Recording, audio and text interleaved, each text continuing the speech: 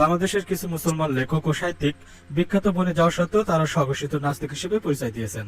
আজকে আমি সর্বকালের সবচেয়ে বিখ্যাত 15 জন বাঙালি নাস্তিক কবি সাহিত্যিক সম্পর্কে আলোচনা করব। তাদের নাম ধাম ও পরিচয় জানলে আপনারা অবাক না হয়ে পারবেন না। আপনি হয়তো কল্পনাই করতে পারবেন না যে এত বড় মাপের কবি সাহিত্যিকরা নাস্তিক ছিলেন। হ্যাঁ বন্ধুরা, আপনাদের চোখ বড় বড় হয়ে যাওয়ার মতো একটি ভিডিও হতে চলেছে। আপনাদের কাছে আকুল আবেদন করব, এই সকল কবি সাহিত্যিকদের বই পড়া থেকে বিরত থাকবেন। তো চলুন জেনে নিই ইসলাম বিরোধী 15 জন কবি সাহিত্যিক সম্পর্কে। কাজে ভিডিওটি কোনোভাবেই স্কিপ না করে সম্পূর্ণ দেখতে থাকুন। নাম্বার 15, কবি দাউদ হায়দার। বাংলাদেশের স্বাধীন হওয়ার পর মাথাছাড়া দিয়ে জেগে ওঠা স্বঘোষিত নাস্তিকদের মধ্যে অন্যতম হলো কবি দাউদ হায়দার।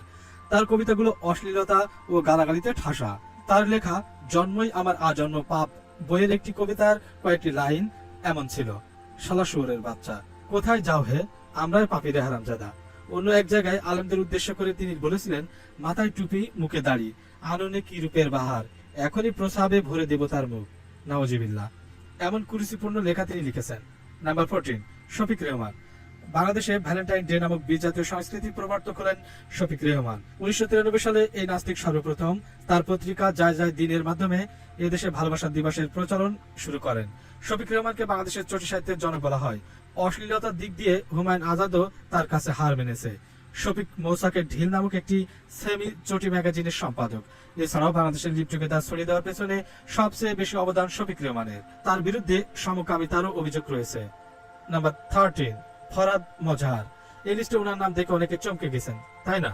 আওয়ামী লীগ বিরোধী অবস্থান নেওয়ার কারণে অনেকে তার আসল পরিচয় জানে না। একসময় সে ছিল একজন কুখ্যাত ইসলাম বিদ্বেষী নাস্তিক। বর্তমানে তার ভূমিকা বেশ রহস্যজনক। সে এখন আর আগের মতো নাস্তিকতা প্রচার করে বেড়ায় না, বরং ইসলামপন্থীদের পক্ষে অবলম্বন করে কলাম লেখে এবং বিবৃতি দেয়। কিন্তু সেটা যতটা না আদর্শগত কারণে, তার চেয়ে বেশি রাজনৈতিক কারণে। সে এখনো নাস্তিক আছে নাকি তওবা করে মুসলমান হয়েছে তা নিশ্চিত হওয়া যায়নি। 90-এর দশকে ইবাদতনামা নামে একটি ইসলাম বিদ্বেষী কাব্যগ্রন্থ লিখে সে বেশ বিতর্কিত হয়েছিল। কয়েকটা লাইন উল্লেখ করছি। বিবি খাদিজার নামে আমি এই পদ্মটি লিখি, বিসমিল্লাহ কইব না, শুধু খাদিজার নাম নেব। নবীজির নাম, তার নামও নেব না, মালিক শুধু খাদিজার নাম। দুনিয়ায় আমি সব নাম ভুলে যাব, তোমাকেও ভুলে যাব নবীকে আমার, নাউজিবিল্লাহ। এসব লেখা তিনি একটি কাব্যগ্রন্থে লিখেছিলেন। নাম্বার 12, মুনতাসির মামুন। এই স্বঘোষিত নাস্তিক একবার বলেছিল, সভা সমাবেশে বিসমিল্লাহ বলা বা কোরআন পড়ার দরকার নেই। সংবিধানে বিসমিল্লাহ থাকা আমাদের জন্য অপমান স্বরূপ। আমরা তো সংবিধানে আল্লাহর নাম অথবা বিসমিল্লাহ থাকবে সেজন্য দেশ স্বাধীন করিনি। ধর্ম যেমন ভণ্ডামি, তেমনি মৌলবাদীদের সব ভণ্ডামি। বঙ্গভবনের দেয়ালে কোরআন শরীফের আয়াত লেখা, এটা একটা চরম ভণ্ডামি।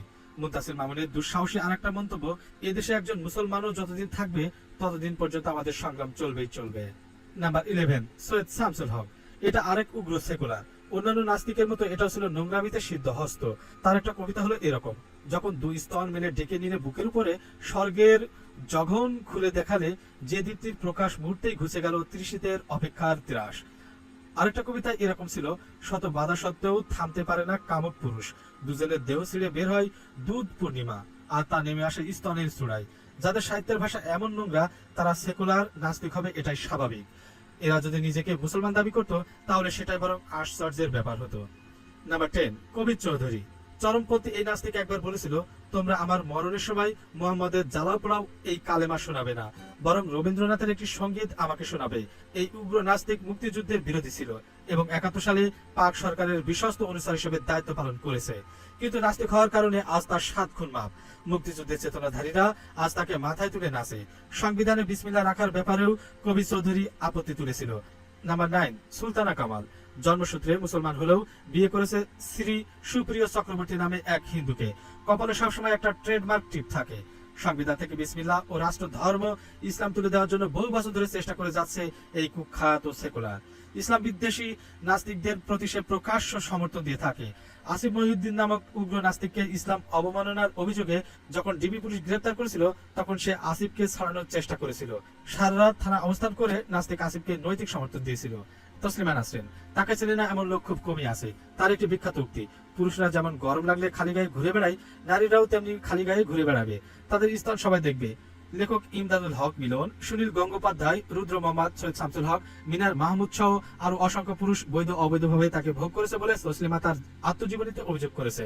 সে কি মাপের ইসলাম বিদ্বেষী সেটা নিশ্চয়ই কাউকে বুঝিয়ে বলতে হবে না। সে নিজেকে নাস্তিক দাবি করলেও খেয়াল করলে দেখবেন তার যত ক্ষোভ, যত ঘৃণা সবকিছুই ঝাড়ে কেবল ইসলাম ধর্মের উপর।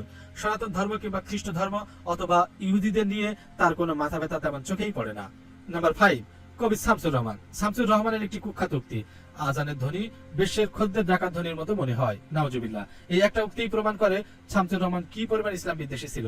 তাকে একবার প্রশ্ন করা হয়েছিল, আপনি কি চান আপনার কবর আপনার খালার কবরের পাশে হোক? নাস্তিকটা জবাব দিয়েছিল, আমি তো আমার কবর হোক এটাই চাই না। নাম্বার 4, হুমায়ুন আজাদ। বাংলা সাহিত্যের অশ্লীল ও কুরুচিপূর্ণ লেখার জনক। সারা জীবন ধর্মের প্রতি বিষাদগার করে গেলেও মৃত্যুর পর ধর্ম মেনেই ঠিকই তার জানাজা ও কবর দেওয়া হয়েছে। সে এটাই চেয়েছিল, কারণ মুখে মুখে বড় কথা বললেও মৃত্যুর পরবর্তী জীবন নিয়ে সম্ভবত সে ভীত ছিল। মেয়ে মৌলি আজাদের ভাষায়, মাত্রা অতিরিক্ত সেক্সের প্রাধান্য থাকতো বাবার উপন্যাসে, তাই মাঝে মধ্যে বিরক্ত হতাম। হুমায়ুন আজাদের কুখ্যাত কিছু উক্তি, এক একটি উর্বশীকে আমি মেপে মেপে দেখি। মাঝারি স্থান আমার পছন্দ, সরু মাংসল উরু আমার পছন্দ। চোখের সামনে আমার মেয়ে বড় হচ্ছে, কিন্তু সামাজিক নিয়মের বেড়াজালে আমার হাত পা বাঁধা। বিশ্ববিদ্যালয়ের মেয়েদের চুইংগামের মতো চাবাতে ইচ্ছে করে। নাওজিবিল্লাহ। নাম্বার 3, আরুজ আলী মাতুব্বর। অতি সাধারণ অশিক্ষিত এক কৃষক হয়েও সে বাংলার নাস্তিক সমাজের মধ্যমণি। ইসলামী জ্ঞানের স্বল্পতা থাকার দরুন না বুঝে ইসলাম ধর্ম নিয়ে অনেক অভিযোগ উত্থাপন করেছিলেন তিনি। কুরআন হাদিসের ভুল ধরতে গিয়ে সে কেবল তার সীমাবদ্ধতাকেই তুলে ধরতে পেরেছে। তবু শুধুমাত্র ইসলাম বিরোধিতা করার কারণে নাস্তিকরা তাকে নিজেদের ধর্মগুরু বানিয়ে নিয়েছে। নাম্বার 2, আহমেদ শরীফ। নতুন প্রজন্মের অনেকে এই নাস্তিকের নাম জানে না। তার একটা বিখ্যাত উক্তি, পুরুষদের যদি সততা দরকার না হয় তবে নারীদের সতীত্বের কেন দরকার? নারীরাও যেভাবে খুশি যৌনাঙ্গ বিলাতে পারবে। স্বঘোষিত নাস্তিক, তার ইচ্ছা মেনে মৃত্যুর পর তার জানাজা এবং কবর কোনোটাই হয়নি। নাম্বার 1, বাউল লালন শাহ। সুবিধাবাদী সেকুলার হলেন বাউল লালন শাহ। কোন ধর্মই পালন করতেন না তিনি। জীবনে যতবার গাঁজা টেনেছে ততবার ভাত খেয়েছে কিনা সন্দেহ। দেশের সকল নাস্তিক লালন বলতে অজ্ঞান। লালনের অনুসারীরা লালনের জন্মদিনে গাঁজা খাওয়ার উৎসব পালন করে থাকে। লালন এমন এক পৃথিবীর স্বপ্ন দেখত যেখানে ধর্ম বলে কিছুই থাকবে না। হিন্দু, মুসলিম, খ্রিস্টান এরকম কোন ধর্মীয় পরিচয় মানুষের থাকবে না। প্রিয় বন্ধুরা, আজকের এই ভিডিওর মাধ্যমে বাংলাদেশের সেরা 15 জন নাস্তিক সাহিত্যিক সম্পর্কে জানতে পারলেন। এই নাস্তিকগুলো ছিলেন ইসলাম বিরোধী, কাজেই এদের লেখা বই পড়া থেকে বিরত থাকবেন। আগামীতে আরো একটি চমকপ্রদ ভিডিও নিয়ে আপনাদের মাঝে হাজির হব। সে পর্যন্ত ভালো থাকবেন, সুস্থ থাকবেন। আজ এখানে বিদায় নিচ্ছি। আল্লাহ হাফেজ।